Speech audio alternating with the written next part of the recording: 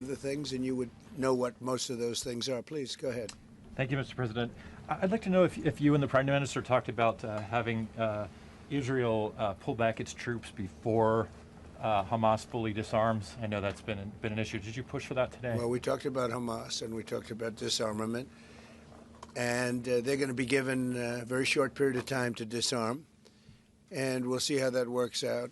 Steve Witkoff and Jared Kushner will be in charge of that from our side, but if they don't disarm, as they agreed to do, they agreed to it, and then they'll be held to pay for them. And we don't want that. We're not looking for that. But they have to disarm within a fairly short period of time. Is Israel withdrawing its forces? Well, that's a separate subject. We'll talk about that. Mr. President? Yes. Mr. President, did you have a message for the Prime Minister about the West Bank? And are you at all concerned that settler violence, Israeli settler violence, could be undermining the peace plan that you Well, we have had a discussion, big discussion, for a long time on the West Bank. And I wouldn't say we agree on the West Bank 100%, but we will come to a conclusion on the West Bank. If I could ask, what is the disagreement? Well, I don't want to do that. It'll be announced at an appropriate time. But he will do the right thing. I know that. I know him very well. He will do the right thing. Yes? There is a growing fear of a confrontation between Israel and Turkey. How are you going to ease this tension given the fact that President Erdogan calls Mr. Netanyahu Hitler and compares Israel to the Nazis? Well, I know President Erdogan very well. And as you all know, he's a very good friend of mine. And I believe that, and I do respect him, and Bibi respects him. And they're not going to have a problem. They're not going to have a problem. I know him very well. And you've seen me do things with President Erdogan and Turkey that nobody else could have done. We're not going to have a problem. He's done a fantastic job. I'm with him all the way. I'm with Bibi all the way. Nothing's going to happen. Yes. Mr. President, are you concerned that Israel is not moving quickly enough to phase 2 of the peace plan? Well, I'm not concerned about anything that Israel's doing. I'm concerned about what other people are doing or maybe aren't doing.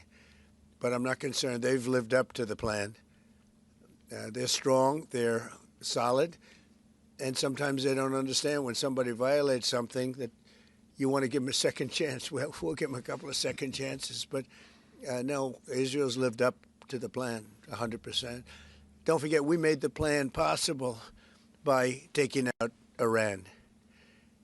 And speaking of Iran, I hope they're not trying to build up again, because if they are, we're going to have no choice but very quickly to eradicate that buildup. So I hope Iran is not trying to build up, as I've been reading that they're building up weapons and other things. And if they are, they're not using the sites that we obliterated, but they're using possibly different sites. We know exactly where they're going, what they're doing, and I hope they're not doing it because we don't want to waste the fuel on a B-2. It's a 37-hour trip both ways.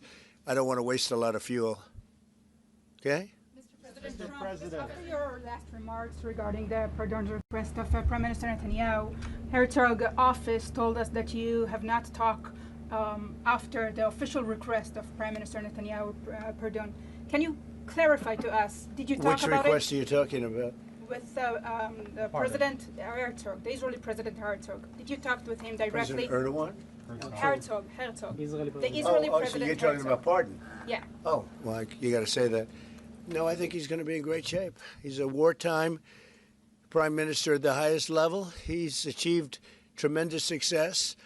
And I'll say it, if you had 8 out of 10 prime ministers in his position right now, or before right now, maybe, you wouldn't have Israel any longer. Israel would not exist. I'd say two of them would, and 8 of them wouldn't. Those are not good odds. You needed a very special man to really carry through and really help Israel through this horrible jam. These are major factions, and it started with our negotiation with Iran. I think it probably started with Soleimani. That was really where you mentioned that today, which started with Soleimani. Bad guy, doing bad things, hurting a lot of people, killing American soldiers and other soldiers. But it started right there would probably be the starting point. And then from that point forward, but you have a wartime prime minister at the highest level. There could be other wartime prime ministers, but they'd lose. He won. And I think the people of Israel appreciate it. I think a lot of the people in the world appreciate it, actually. And because of that victory, we were able to get peace in the Middle East. If you had a different kind of a personality, if you had a weak person or a stupid person, and there are plenty of both of them, you would not have had success, and you might not have Israel. And you report for Israel. I know you're very proud of it, and you do a great job. You might not have a job because there might not be an Israel right now if you had a different prime minister. That's a big statement, but to me it's a very simple statement to make. I'm looking at Pete Hegseth, and he's sort of nodding. If they don't have a strong prime minister, Pete, you might not have Israel today. I think he'll go down in the record books. And, you know, I was a big help. I'll be honest with you, big help. Somebody said in the room, if you don't have Trump, you needed a proper combination of everything. And if you didn't have that combination, which they had, you would not have an existing Israel right now. And the people of Israel know it. That's why they like me, and it's why they actually like him. He's got a little bit of a love-hate more than I do over there. But you know what? Even the haters have a lot of respect for him. There's a lot of jealousy about him. A lot of jealousy. Jealousy is a bad word. But I believe you would not have Israel right now. So it's a big deal. Yeah, please. Mr. President, a recent poll showed that as half of Gazans would be willing to leave the Gaza Strip if afforded the opportunity to do so. Back in February, you said that all Gazans should be resettled. I heard that number today, half of Gaza would leave. I've always said it. I said if they were given the opportunity to live in a better climate, they would move. They're there because they sort of have to be. I think it would be a great opportunity, but let's see if that opportunity presents itself. But we're helping the people of Gaza a lot. So is Israel, by the way. So we'll see what happens. But I saw that it was a poll. It was actually more than half the people would leave if they were given the opportunity. And I've been saying that for a long time. To me, it was common sense. So it's interesting. Why wouldn't countries accept them? Look, let's not talk about it because we don't want the controversy. Right now, we're helping Gaza. But if they were given the opportunity, I think even higher than that, the group that did the poll is usually, I call them negative pollsters. You have a lot of them. And yet this poll was, I think, very accurate, other than it would be more than half the people if given the opportunity. But they haven't been given that opportunity. So we'll see what happens. Mr. President, have you reached a point of understanding regarding Syria? We do have an understanding regarding Syria. Now, with Syria, you know, your new president, I respect him. He's a very strong guy, and that's what you need in Syria. You can't put a choir boy. You can't put somebody that's a perfect person. Everything's nice, no problems in life. You have the opposite there. He's a strong guy. We get along with him great. I can't ask for any more. He's been with us all the way. We had that mishap with ISIS, and he was with us all the way. He was fighting us. You know, he was fighting them. So I hope Israel, I'm sure that Israel and him will get along. I will try and make it so that they do get along. I think they will. Bibi, do you have anything to say about that? Yeah, well, our interest is to have a peaceful border with Syria. Our interest is to have, and we openly say it, we want to make sure that the border area right next to our border is safe. We don't have terrorists, we don't have attacks, and we also want to secure our Druze friends. And by the way, I think not only the Druze, but other minorities, especially the Christians, should be protected as well in Syria and throughout the Middle East and in Nigeria. In your efforts, we back completely because Christian communities are beleaguered around the world and especially in the Middle East, but in parts of Africa too. And we stand for the same thing. And don't forget, it was President Erdogan that helped very much get rid of a very bad ruler of Syria. That was President Erdogan.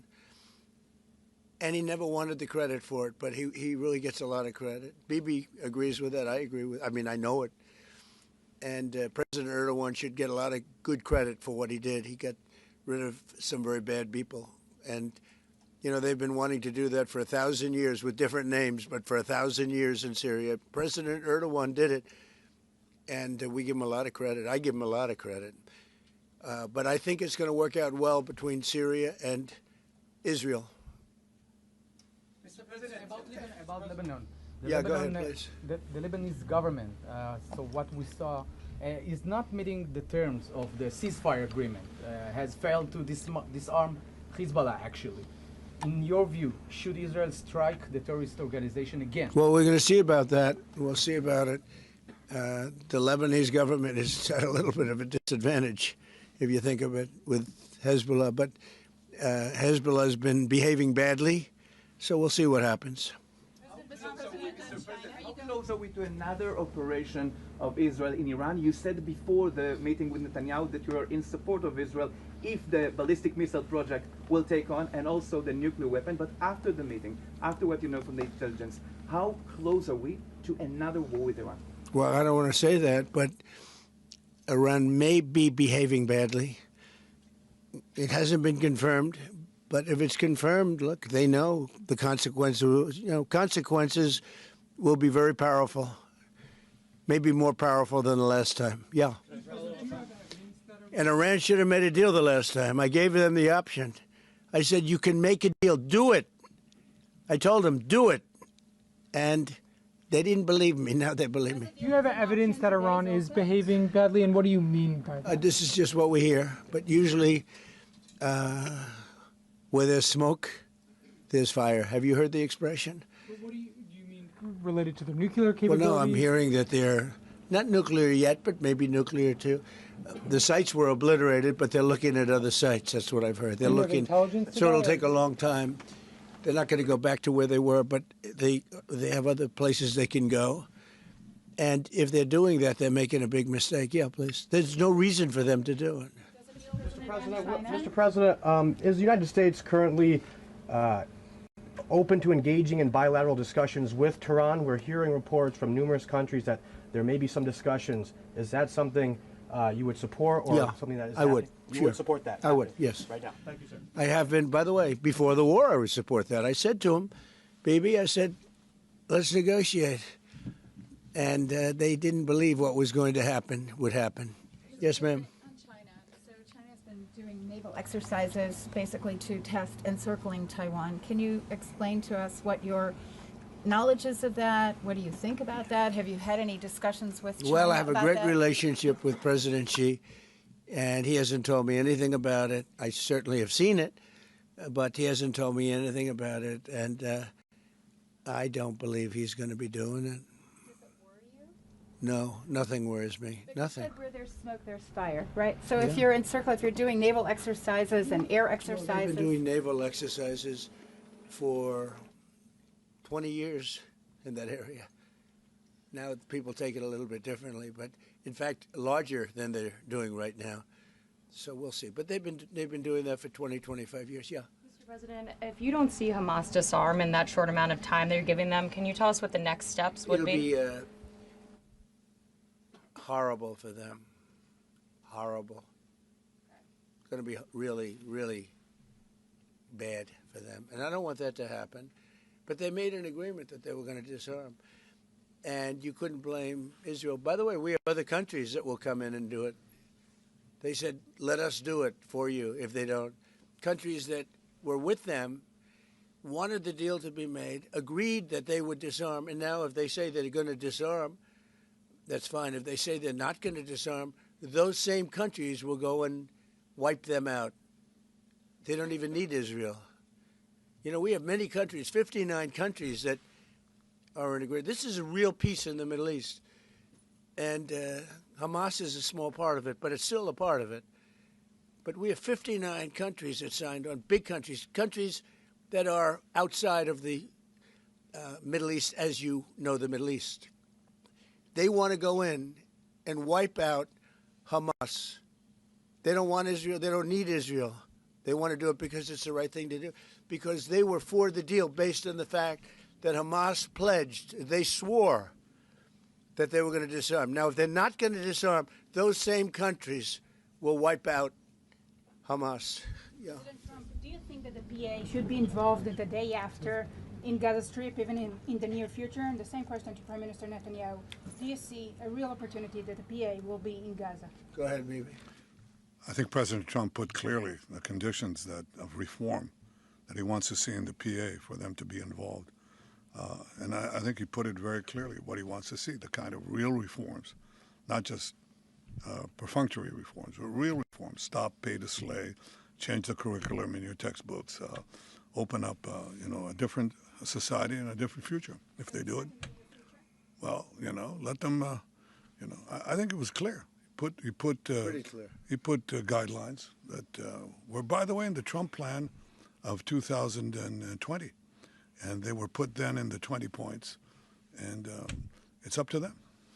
Remember this, if we didn't do what we did to Iran, just to make the subject just slightly different, you wouldn't have peace in the Middle East. You wouldn't have a deal signed in the Middle East. You wouldn't have a deal.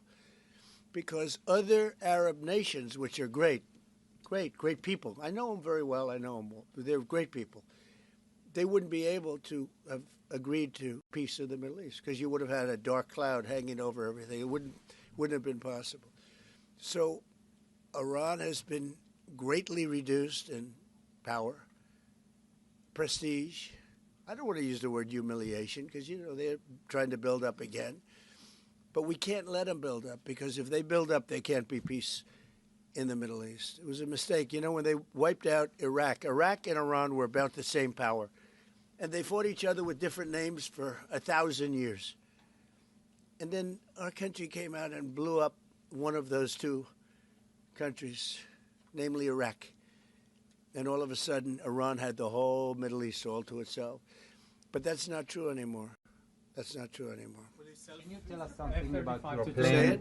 Tell us something about your plan to expand Abraham Accords. If you can tell us something about your plan to expand Abraham Accords. Well, the Abraham Accords are a great achievement of Jared and everybody. It was one of the great achievements. They'll be expanded. Countries are already talking about expanding it, and they'll be expanded fairly quickly. Yeah, please. What about Saudi Arabia? Is it still on the table? The normalization. Saudi Arabia is great. We have a great leader, and a friend of mine, and a friend of a lot of people. Also an enemy of some people, but those people aren't doing so well. Saudi Arabia has been very good, as far as I'm concerned. They've done everything that we can ask for. But normalization with Israel is on the table? They're getting along great with Israel. They will. And at some point, they'll sign the Abraham Accords. Mr. President, so one of the big domestic tasks ahead of you is to pick a new chairman for the Fed. Yeah. You've said that you have one favorite, but you're also doing interviews. Still do. Hasn't changed. Yeah, I'll announce them at the right time. There's plenty of time. But in the meantime, we're doing numbers that nobody's ever seen. We have $18 trillion coming in. We had a 4.3% GDP. They thought it was going to be 2%. And that's despite the Democrat shutdown. Had the shutdown not occurred, we would have had an extra 1.25. Think of that. We are doing, and also despite the fact that we have a fool at the Federal Reserve. I mean, Biden reappointed him, and it's too bad. You would have thought he wouldn't have done that. But he's an absolute fool who's building a new Federal Reserve, or he's doing a renovation of a building. Maybe he's up to $4.1 billion to do a renovation of a few very small buildings. It's the highest price in the history of construction. He's spending more money than any building has ever spent per square foot on the renovation of, as an example, I'm doing a magnificent, big, beautiful ballroom that the country has wanted, the White House has wanted for 150 years. It's a massive job, and it's a tiny fraction of that number. And we're under budget and ahead of schedule. Now, it's bigger than I told you. After realizing we're going to do the inauguration in that building, it's got all bulletproof glass. It's got all drone, they call it drone-free roof. So drones won't touch it. It's a big, beautiful, safe building. But it's it's a big project for a tiny fraction of that. We're under budget and ahead of schedule, and they've wanted it for 150 years. Think of it: the Federal Reserve Building, 2 buildings there. They don't know what they're doing. They're way over budget. I mean, almost. This was built during the Biden administration, and I rode by it the other day, and it's headed by the head of the Federal Reserve. Too late, too late, Powell. Too late because he's always too late with interest rates, except before the election he was too early because that would have helped. That was supposed to help get her elected. It had no impact. We won all 7 swing states. But no. We're thinking about bringing a suit against Powell for incompetence because think of it. These aren't outstanding buildings. These are small buildings. He's at $4 billion more. It's going to end up costing more than $4 billion. $4 billion. It's the highest price of construction. Again, Democrats, highest price of construction per square foot in the history of the world. There's never been. Gorgeous monuments are built for a much smaller price. So we're thinking about bringing a gross incompetence, what's called gross incompetence lawsuit. It's gross incompetence against Powell. And it was his baby. And the guy's just incompetent. I mean, there's nothing you can do about it. He's just a very incompetent man. But we're going to probably bring a lawsuit against him. Thank you all very much. I appreciate it. Bibi, congratulations. When do you expect an announcement then on Powell's replacement? January sometime. And will you ask Jay Powell to resign from the board entirely? Be a favor to the nation. But he's come close. I mean, we're getting pretty close. I would fire him. I'd love to fire him, but we're so close, maybe it. But maybe I still might. Will you sell F-35 to Turkey? Say it? Are you going to approve a sailing of F-35 to the Turkey? We're thinking about it very seriously. And what is your reaction to this? They'll never use it on okay? I promise.